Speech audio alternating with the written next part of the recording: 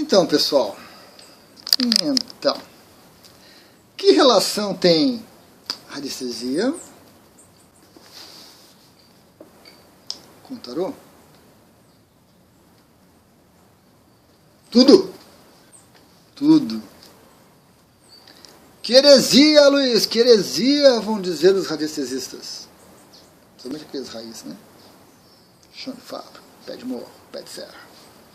Que heresia, Luiz, que heresia, dirão os tarólogos. Ou não. Às vezes a gente se surpreende, né? Às vezes a gente se surpreende. Fora algumas práticas que a gente vê por aí, que a gente encontra por aí, unindo esses dois elementos, tarô e radiestesia tem muita relação. Tem uma sinergia. Um alimenta o outro. Então, com cuidado, com discernimento, nós podemos aproveitar o que ambas essas técnicas têm, possuem e nos oferecem. Com sabedoria, com discernimento, muito caldo de galinha e bom senso, não faz mal a ninguém, nós podemos obter benefícios dessas duas práticas. Vamos conversar sobre isso? Vamos lá? Há muitas formas de definir radiestesia, né? Não precisaríamos do pêndulo, mas serve para ilustrar. Sensibilidade às radiações. Essa é uma das definições. Quem tem sensibilidade às radiações? Esse corpo físico e esse corpo vital, esse corpo emocional, esse corpo astral, esse corpo mental. Então toda a nossa estrutura tem sensibilidade a radiações, a vibrações, a energias as mais diversas possíveis. É um potencial dessa estrutura que é variável. Alguns têm mais, alguns têm menos, alguns desenvolvem, alguns não desenvolvem. Alguns têm bastante, mas não desenvolvem aquilo. Alguns têm pouquinho, trabalham muito e desenvolvem um monte. Certo? Como tudo no universo está vibrando, está emitindo algum tipo de vibração, algum tipo de frequência, algum tipo de onda, algum tipo de alguma coisa, nós temos a capacidade de perceber isso. Podemos desenvolver. E precisamos e podemos desenvolver a capacidade de interpretar isso. Os radiestesistas mais antigos, quando estavam procurando alguma coisa, por exemplo, nós temos um outro tipo de pêndulo, que é chamado pêndulo testemunho. Então ele queria encontrar um determinado minério, uma determinada pedra, uma determinada planta, né, vegetal. Ele colocava um pedacinho desse objeto dentro do pêndulo testemunho e andava por aí. Quando havia uma ressonância do que estava aqui, conectado com a pessoa, com o que estava na natureza, o que estava no ambiente, o pêndulo indicava. E através dos giros do pêndulo e mais algumas convenções mentais, o radiestesista conseguia identificar profundidade, quantidade, utilidade e assim por diante. Então essa é uma das formas da gente interagir com isso. É claro que isso você não aprende no final de semana. Isso tem que ser desenvolvido, treinado, porque há muitas influências, muita coisa impactando. E desde essa mais básica, né, um pêndulo testemunho, ou apenas uma imagem mental formada na sua mente, mantida ali com firmeza, com determinação, e com um pêndulo comum, qualquer que seja um pêndulo, você também conseguia, através do número de giros, através do ângulo do giro e assim por diante. Cada um estabelece uma convenção mental de como é que vai funcionar essa ferramenta. A gente identifica. Até coisas mais elaboradas, puramente mentais, né? Com o uso de uma régua, com pêndulo, perguntas e respostas ordenadas, através de um método, nós conseguimos muitas informações. A radiestesia não é adivinhação. Não é. Ah, Luiz, mas eu posso usar para algumas coisas, por exemplo, sorteio? Posso. Por quê? Porque os números que vão sair do sorteio, eles já estão participando de um processo vibratório energético que vai se condensando até o momento final. É claro que as influências são muitas, inúmeras. Isso é muito difícil você determinar. Mas, quanto mais próximo do sorteio, mais as energias vão se acumulando em determinados números e você pode ter essa sensibilidade de perceber isso. Algumas pessoas conseguem desenvolver com prática com disciplina. Não é para curso de final de semana. Não é. Não tenha essa ilusão. Legal. Então essa é uma das maneiras da gente se referenciar a radiestesia. Tarô. E esse tarô que o Ney Naif nos oferece nessa trilogia, são 3 livros dele, são fantásticos. Eu acho que uma das melhores bibliografias que você tem sobre tarô é a obra do Ney Naif. Referência. E o tarô de Rider-Waite, que é o tarô que ele usa, que ele exemplifica. Acho que aqui tem algumas cartas, mas não tem uma. Acho que no outro que tinha uma carta mais bonitinha. É uma cartinha um pouco antiga já, né? Tem umas versões um pouquinho melhor desenhadas. Né? Mas o tarô de Rider-Waite é excelente, é fantástico e o Ney contempla essa interpretação. Legal. O tarô é uma ferramenta com a qual nós podemos exercitar a nossa sensibilidade.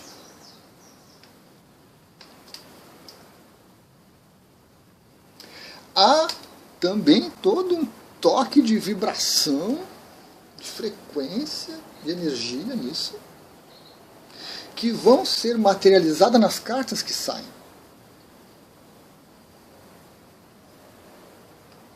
E a partir do momento que você aprende a trabalhar essa sensibilidade para esse processo, você se torna um bom tarotista, um bom praticante do tarô. E você consegue muita informação com isso. Também não se aprende só lendo um livro ou num cursinho de final de semana. É preciso treinar, é preciso disciplina para que você realmente aprenda a usar essa ferramenta, essa estrutura humana. E aí o tarô passa a ser uma ferramenta, assim como é o pêndulo, para expressar, para traduzir, para auxiliar você a concatenar essas influências tantas, essas energias tantas, essas informações tantas que estão por aí. Então, o trabalho com o tarô é um desenvolver da sensibilidade, que tem que estar aliado, amarrado a um método, a uma boa base de informações, com o mínimo de crenças, com o mínimo de ideias preconcebidas, de saltos quânticos e coisas que o valham. Muita racionalidade. Então aqui nós temos 2 trabalhos. Na radiestesia, a gente, dependendo da sua atividade, você vai desenvolver também a sua mente e ter que estudar alguma coisa para poder auxiliar, né, o uso da ferramenta. Aqui eu diria que até um pouco mais ostensivo. Porque você vai ter um deck, você vai ter um baralho, você vai ter um conjunto de cartas como o Rider-Waite, e você vai ter que estudar ele. Você vai ter que estudar como que ele foi planejado, como é que era na cultura da época, qual é a simbologia que ele tem que trazer.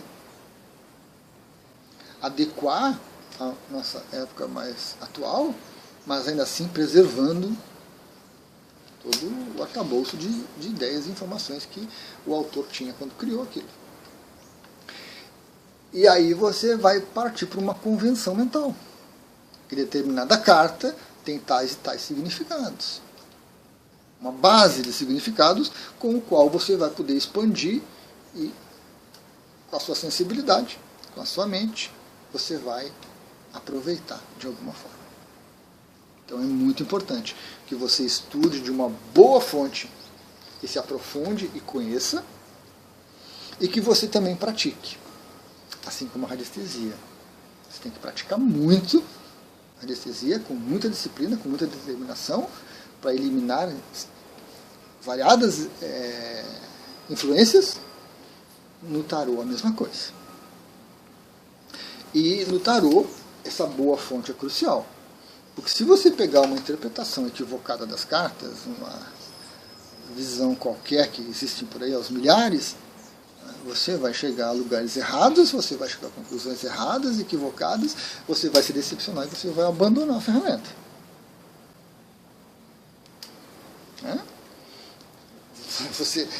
Eu acho interessante que a radiestesia sofre com isso, o tarô sofre com isso, outros aspectos da aeronáutica sofrem com isso.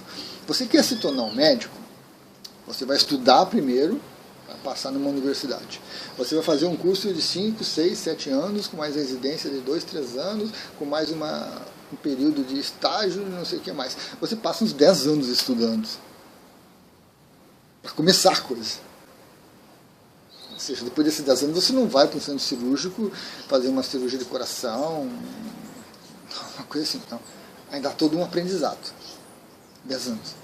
Quanto tempo um bom engenheiro leva estudando, se aprimorando, fazendo cursos, uma pós-graduação, um mestrado, uma coisa assim, para poder? Né? Quantos pontos ele constrói até que uma fique em pé? Né?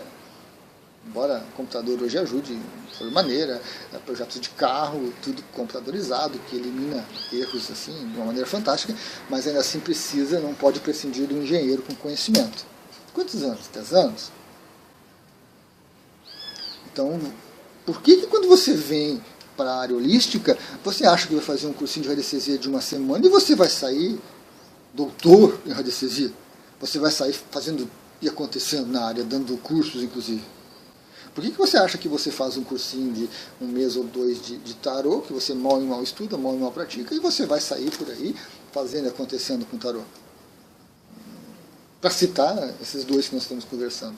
Não funciona assim, gente. Tem que ter estudo, tem que ter embasamento, tem que ter um racional muito estável, muito metódico, muito organizado, para aproveitar e desenvolver essa sensibilidade que todos nós temos. Para enfrentar os desafios que você vai encontrar por aí, as dificuldades inerentes. Tarô é adivinhação? Não. Adivinhação é chute. É o mais puro chutômetro que existe. É o mais puro achismo que existe. Tarô é sensibilidade aliada à mente, a uma aplicação de um método, a um aprimoramento constante, a um autoconhecimento constante. Tanto a radiestesia quanto o tarô fornecem autoconhecimento. Porque você vai estar trabalhando com tarô e você vai identificar suas próprias crenças, seus próprios limites, suas próprias barreiras. E você vai ter que trabalhar isso, porque senão você não avança no processo. Autoconhecimento, autodesenvolvimento. Com o tarô, você também vai captar informações, vibrações, radiações, energia sutil, e você vai desenvolver um método seu, uma convenção sua, para interpretar isso, para traduzir isso e para produzir informação útil. Por exemplo, eu estive assistindo esses dias um vídeo, 2 ou 3, de pessoas tirando tarô para jogos de futebol. Interessante, uma ótima aplicação, um ótimo treino para o tarô, um ótimo treino para a radiestesia. Quem vai ganhar? Ou vai dar empate? Só que tem erros de método. As pessoas pegam o tarô inteirinho, legal, e vão jogar as cartas. 2 times, A e B. Libertadores, jogo de hoje, coisa e tal. Bem definido, certinho, bem específico. Aí eles pegam as cartas todas e tiram para o time A. Tiram 4, 5 cartas. e tiram 4, 5 cartas para o time B. Como assim? Como assim? E as outras cartas são excluídas do baralho? Erro de método. Está errado a interpretação. Até pode acertar ou pode errar, mas está errada. Está errado o método. Você tem que pegar o baralho inteiro e tirar para o time A. Legal, tira e interpreta. Anota. Pega o baralho, se desconecta, se conecta com outro time, as vibrações do outro time, e usa todo o baralho para o outro time. Método. Ah, mas agora eu quero tirar as cartas para a partida como um todo. Aí você pega o tarô e tira para a partida como um todo. Não para esse ou para aquele. Método. Sem método, você pode ter uma ótima sensibilidade, um ótimo conhecimento, mas não vai conseguir nada. Evidentemente que se você tiver um bom conhecimento, você vai ter um método. É inevitável. E aí você pode perceber, então podemos concluir que a sensibilidade humana é que une essas duas ferramentas. É a cola que gruda. Porque você pode pedir para um computador tirar as cartas. Pode acertar ou pode não errar. É achismo, é adivinhação. É um sorteio ali, 50%, 50%. Tudo bem que alguns anestesistas têm uma margem de acerto de 60%. Alguns tarólogos têm uma margem de acerto de 60%, que é quase nada em comparação com 50-50, né? Mas se você tem 60% de margem de acerto e trabalhar para 70%, 75%, 80%, oxa, a coisa já começa a ficar interessante. Né? Mas vai ser esse desenvolver de sensibilidade e que usa todo o nosso aparato constituinte, corpo físico, corpo vital, corpo astral, corpo mental, búdico, consciência, usa tudo isso para interagir com a realidade, para interagir com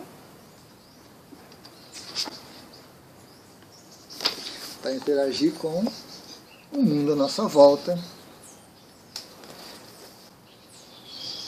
Esse aqui não é o Rider-Waite, é o Rider-Waite, é uma versão do Rider-Waite. Uma versão do Rider-Waite. Interagir com a realidade e obter informações de alguma forma. Por um lado, tudo está disponível e por outro lado, nem tudo está disponível. Algumas coisas você vai ter barreiras maiores e outras barreiras menores. A ideia de que há um repositório central de tudo é equivocada. Tem consciências que são bem fechadinhas, bem egocentradas, se é que a gente pode falar isso, e não libera coisa para ninguém. Não tem governador de galáxia, não tem conselho kármico, não tem nada. É da consciência, é dela, é fechado e acabou. Mas também tem consciências que se dizem conselho kármico e compartilham informações de muitos grupos de seres humanos e outros seres tantos por aí. Então, tudo está disponível e ao mesmo tempo nem tudo está disponível. Né? Temos restrições. E também tem questões da sua capacidade, né? Do seu desenvolver de sensibilidade, do seu desenvolver mental para poder lidar com as coisas. Que isso às vezes a gente esquece, né? Porque às vezes você faz uma pergunta e acha que é uma pergunta banal, simples, básica, e você obtém uma resposta e depois você entra em parafuso, porque você não consegue lidar com a resposta. Você não tem uma estrutura psicológica para lidar com aquilo. Então esse já é um impedimento para você obter certas informações, embora ocasionalmente isso possa vir e possa gerar muito sofrimento. A mente não vai reagir de uma maneira muito legal. Então, é todo um aprendizado envolvido que não cabe numa semana ou duas, num mês ou dois. Não. É um processo. Início, meio e fim, aí começa um outro, a gente vai num desenvolvimento constante, desenvolvendo esse aspecto de sensibilidade nosso, desenvolvendo nosso mental, controle sobre as nossas emoções, sobre as nossas energias, as nossas ideias, buscando autoconhecimento, as nossas crenças, desconstruindo coisas, construindo outras mais tranquilas, mais leves, mais abertas, e nos expandindo. E nos expandindo. Pode se aplicar para tudo, tanto isso quanto isso. Né? Mas é uma questão de capacidade de lidar, capacidade de trabalhar com isso, dedicação, vontade. Né? Se ficar só no desejo, puxa, vai ser difícil. Desilusão na certa. E boa parte das coisas é desejo. Desejo, você sabe. Hoje você quer, amanhã você não quer mais. Não tem persistência, não tem dedicação nisso. Né? Mesmo os desejos mais secretos e sagrados que a gente cultiva são desejos. Se esvaem muito rapidamente. Né? Na verdade, a maioria deles, assim que você consegue, que você obtém, um período pequeno de curtir, e já se torna inútil, e você já sai em busca do próximo desejo. Então, radiestesia e tarô têm muita coisa em comum, tanto no estudo, no desenvolver, no potencial, como podem ser usados, né, em conjunto para alguma situação, para algum método. Porque não adianta você pegar um pêndulo. É claro que se você for um bom radiestesista, você vai saber o que é a convenção mental. Tem vídeo no canal sobre isso. E você não vai chegar simplesmente com o tarô e o pêndulo e fazer alguma coisa qualquer. Né? Você vai ter um método de abordar e de unir essas duas técnicas. Certo? Nem todo radiestesista precisa ser um tarotista, nem todo tarotista precisa ser um radiestesista. Mas ambos podem obter benefícios pela união dessas duas práticas. Agora, é um caminho que te absorve muito. Te absorve muito. Tarô tem que ter cultura. Você tem que ler bons livros, bons autores. Você não pode ficar preso a ideias limitantes, de direita ou de esquerda, liberais ou coisas do tipo. Né? Você não pode ficar preso a ideias preconcebidas, ilusões.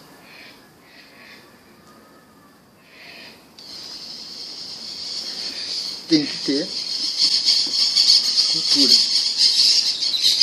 Né? Eu fui uma vez colocar as cartas com uma certa pessoa e tinha uma vizinha preta embaixo. Para ele era uma galinha preta. Uma galinha preta e era macumba. Trabalho de magia negra. Não era uma galinha preta. Não era uma galinha preta. Não lembro mais que animal era. Se era um corvo, um urubu, uma gralha, não sei, não lembro mais. Mas não era galinha preta. Isso é falta de cultura. A pessoa não sabia com o que estava lidando. Não tinha estudado a carta, não tinha estudado a cultura, de onde se originou, o simbolismo que estava conectado. Então, além de estudar tarô, você tem que ter bons livros, você tem que ter boas referências também. A radiestesia precisa de cultura? Precisa. Né? Porque você vai começar a estudar aspectos da radiestesia que você vai estar envolvido com outras crenças, outras ideias, outros simbolismos que não são os seus. E você vai precisar aprender a respeitar. Mas você consegue executar muita coisa sem buscar esses conhecimentos. Aqui não. Ainda assim, a radiestesia é muito absorvente. Se você entrar pelo caminho da radiestesia com determinação, com disciplina, você vai ter que fazer escolhas às vezes. Levar esses dois juntos pode ser muito difícil. Pode exigir muito de você. Então, às vezes, a gente tem que fazer uma escolha. Ou isso. Ou durante um tempo isso, e depois só isso, e depois só isso, e depois sabe-se lá o que vai surgir. Né? Agora, com certeza, os tucanos com certeza, com um bom caminho na radiestesia, com um bom caminho no tarô, você desenvolve a sua sensibilidade. Você Você desenvolve o seu potencial humano muito mais do que apenas mente, ler, escrever e decorar fórmulas e aplicar e coisa e tal. Você vai muito, muito a fundo. Você cria oportunidades para o seu autoconhecimento, para o seu crescimento interior. Você se confronta com crenças, com ideias, com coisas que são limitantes, que são ultrapassadas, que são culturais, que são condicionamentos que a gente absorve ao longo da vida. Você desconstrói tudo isso, que não é para destruir nada. A gente desconstrói, remodela e cresce. Então, ótimos caminhos. E como todo ótimo caminho, tem seus perigos, tem suas dificuldades, tem suas armadilhas, que fazem parte, né? Que tornam a coisa divertida. Porque se fosse fácil e simples, ninguém queria. Não. Se tivesse um método prontinho, do início ao fim, garantido, ninguém queria. Porque não haveria essa diversão, essa excitação, essa busca, essa insegurança, essa motivação, essa conquista. Então é preciso que existam pedras no caminho. Agora vai depender de cada um a força, a capacidade de lidar com essas pedras, né? Para tirá-las, organizá-las, quebrá-las e fazer um banco, alguma coisa assim. Gratidão.